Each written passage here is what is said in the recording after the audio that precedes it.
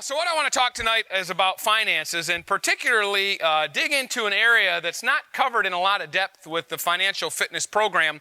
Chapter 15 of that book has the hierarchy, the U incorporated hierarchy. It's drawn, if you're listening to this audio, it's drawn like a pyramid or a triangle. And we'll go through some of that tonight and talk about it a little bit. And we haven't spent a lot of time teaching on the upper levels of that, but I thought it would be helpful if we started with the cash flow quadrant from Robert Kiyosaki. Many of you are obviously familiar with this, ESBI.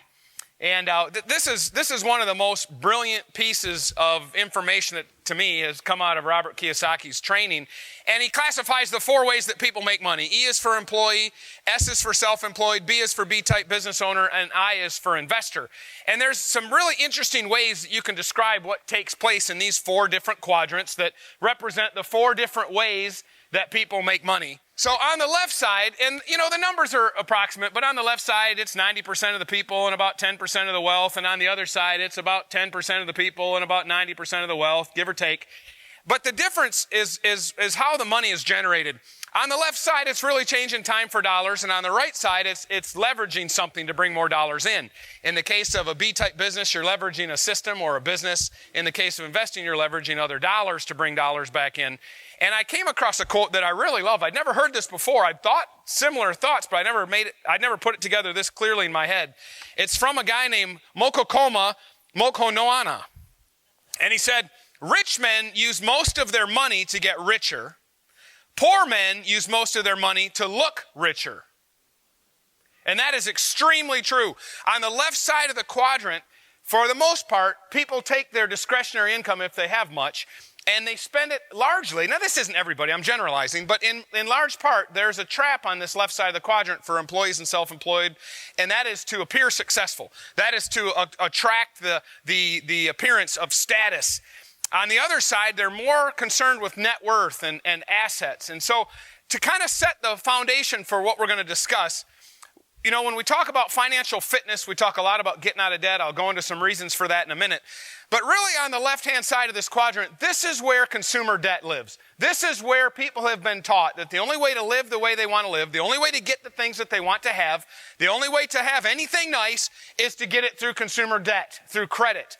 On the right-hand side, these people know that if they waste their money on things that they can't afford by making payments on them, that they're taking feed from the golden goose. Now, many times you can use debt in leverage debt or to start a business or to do different things with investing in it, it maybe makes some sense. But you'll almost never find people who got to the right side of this quadrant wasting their money on status items. They don't finance their recreation and their enjoyments and their pleasures. They finance things that can build stronger cash flow for themselves. And that's kind of the game. So in the financial fitness program, we're unique in that we talk about the offense, the defense, and the playing field of personal finance. So defense is pretty important because that's when you have to get out of debt. You have to dig out of that. If you're in a hole, you have to dig out of that hole, and I'll show you some reasons why that's so important.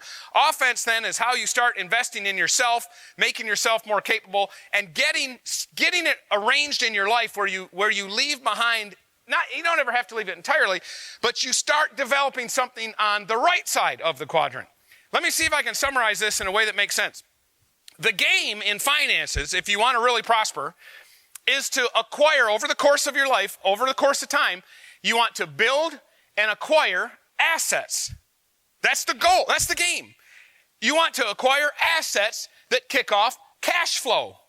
Now, I know I'm speaking tonight at a business convention, and you guys are all here because you're entrepreneurs. You are all, in one way or another, in business for yourselves. And by far, your business that you're building is an asset.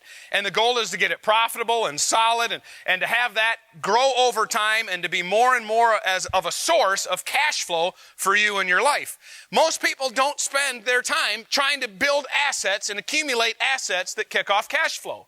They simply don't do that. They punch a clock, they go warm a desk, they do the same job year after year, they watch the same television shows, eat the same food, drive the same route to work back and forth, and they accumulate trappings, toys, status symbols, experiences, but they're not building up cash flow through assets. If you want to win at the game of money, you've got to have a mind consistently to accumulate assets that kick off cash flow.